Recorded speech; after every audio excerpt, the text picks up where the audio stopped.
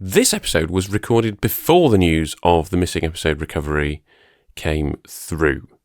More of that at the end.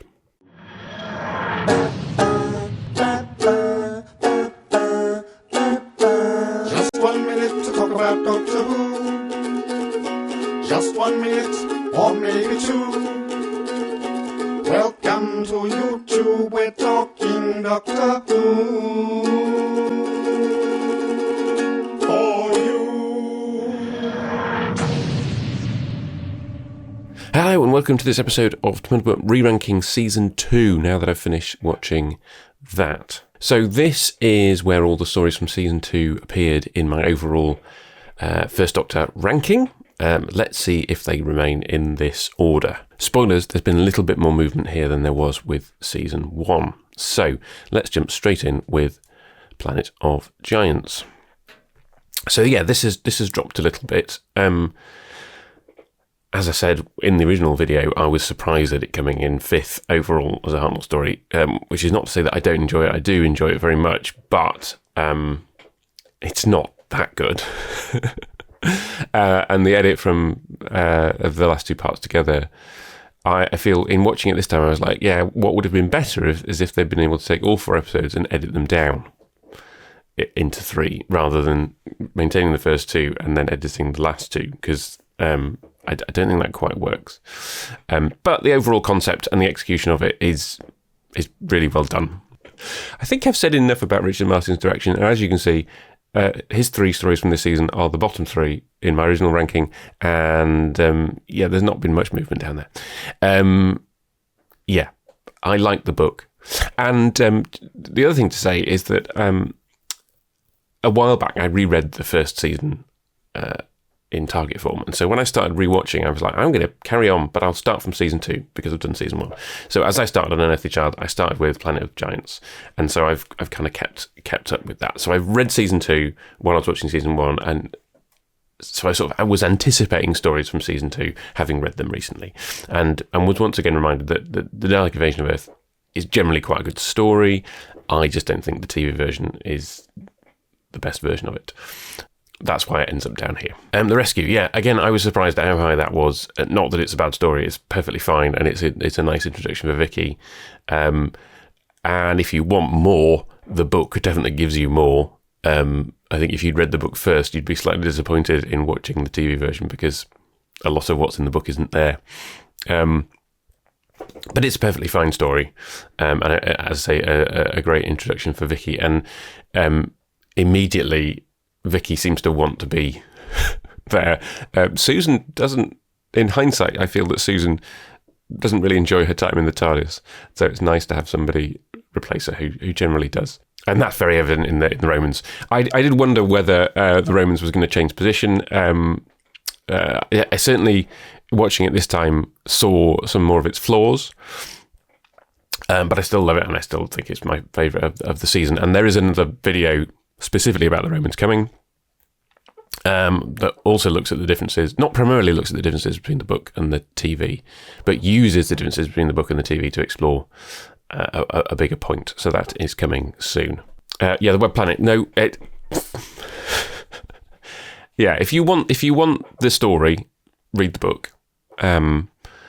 Though even that I found dragged a bit reading it this time, but it is like no other piece of Doctor Who in either form, I think. Partly because the character is called Doctor Who in the book. The first episode is actually quite good. As the first episode of Dark Invasion of Earth is quite good, actually. To give Martin his due, it's just the rest of it just doesn't work. Doesn't work, and it is partly the ambition of the piece. I do often wonder whether that's Martin's problem, is that he tries to do stuff that can't work, but also like his lack of close-ups is a problem. So there's some stylistic stuff, and there's some, I think, over ambition, and the noise of the Web Planet is not pleasant to sit through for 6 episodes as well. Your mileage may vary on that one. The Crusade, this one's moved up. Generally, I watch an episode a day I've kind of my sort of informal rules are that I'm allowed to watch 2 episodes a day, but generally I don't. But with The Crusade, because it's half missing, I think I did get through it quicker because I'd watch an episode and then listen to the following one. This story's the only one in the season that has missing episodes. It's a real shame because it's very good. I feel it's always, as I said in the main video, it's always passed me by slightly because of its half missing nature. And the book, the book is in some ways better. David Whittaker really did write 2 proper novels.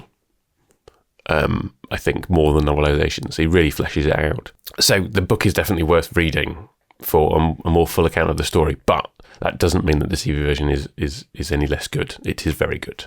Space Museum hasn't moved. I still think it's great. This is probably the between here and the chase.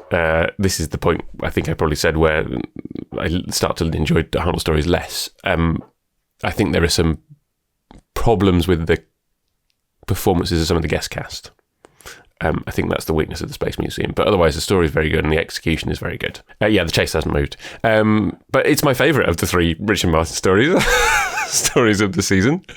It probably has the worst technical blunders of the season. Dalek that shouldn't be there. I'm looking at you. But it's actually it's more entertaining. Even though it's a bit of a mess, it is, it's perfectly fine. And the ending is affecting, but Ian and Barbara leaving. And because this is the first time I've watched seasons 1 and 2 back to back, it's because this is the first time I've watched any Hartnell in order, you really get the emotion of them leaving, because, and Susan's departure as well, also directed by Richard Martin at the beginning of the season. Susan's departure is also affecting, but because I didn't feel particularly strongly about the character, I wasn't as affected by her departure. Whereas Ian and Barbara, I really like Ian and Barbara, and so for them to have gone is, wow, okay, that's it now. They're gone. Because I'm not dipping back in again. That's Ian and Barbara story's done for me now. Well, obviously until I finish this epic rewatch, and it's done well. So points for that. And so the Time Meddler has moved up. I think, as I said before, I'm slightly hard on this story because of all the later Time Lord baggage that I'm not fond of. But to just watch the story on its own terms is great. And Peter Butterworth is great. Alfie Charlton is great. Poor woman that Edith is. Doctor Who doesn't often deal with rape, and as a child, I think you probably wouldn't realise what had happened, but as an adult, it's very obvious what's happened. And so, the way that the story mixes the dark and the comic, I think, is really quite impressive from Dennis Spooner, and it's directed well by Douglas Camfield. Again, the thing about watching these stories in order is that you very clearly see those differences in direction that you don't necessarily see if you go, well, I'm going to watch a Hartnell and a Baker or whatever. Watching all the stuff from an era, you get to see those differences in direction of people grappling with the same technical issues and coming up with different solutions and doing it better or worse. And, it's obvious that Camfield is better. Like, the Time Meddler immediately grabs my attention and holds my attention more than the previous story. So it's a fitting end to the season. So that's my final list. Do you agree with my original order more or my new order more? Do you let me know what you think of season 2? And, have I committed sacrilege again? I probably have in the eyes of some people. So just to say, there is more to move up in the works. The things that I announced in the trailer are coming. So do stick around for those. If you haven't filled out the survey for Is Doctor Who Woke, there's still a chance to do that because although I'm working through those responses, it would be nice to have some more. Season 3, I've started watching. At my current rate of watching, I will be re-ranking that in 2 or 3 months' time. So do stick around for that. It's been another good one, and I'll see you in the next video. So as I said at the start, I recorded this episode a few weeks ago, and then sort of forgot about it. I was fully intending to release this as I recorded it. So when I recorded it, the news of the return of the 2 episodes from Dalek's Master Plan had not happened. Having finished season 2, I started on season 3.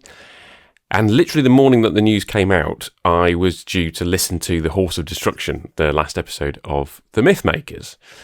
So I then had a dilemma, like, do I pause and wait for the episodes to be released, or do I spend the rest of March watching / listening to, for the majority of it, the rest of the Dalek's Master Plan, and then when the episodes come out, go back? And I decided to pause. So I'm sitting here at the beginning of April, anticipating the episodes. So I've had a break of a couple of weeks. I guess it was slightly serendipitous that the episodes that arrived were the ones that I was due to watch next. It's something that I've thought about with the missing episode chatter in the air. That what would happen if one turned up? Because I'm doing this marathon, would I have to kind of go back to something I've already done, or would I have to leap forward? And it turns out, well, I just have to, watch the next story. So I'm very much looking forward to the Dalek's Master Plan. I think this will make a difference to where it sits in the ranking when I finally do the season 3 re-ranking. I've just finished The War Machines in book form. So that's where I'm at with the two, with the reading and the watching. Very much looking forward to the episodes. I think you're going to have to wait until I do the season 3 re-rank for my actual reaction to the new episodes. I am anticipating that they'll be very good. So enjoy, everybody.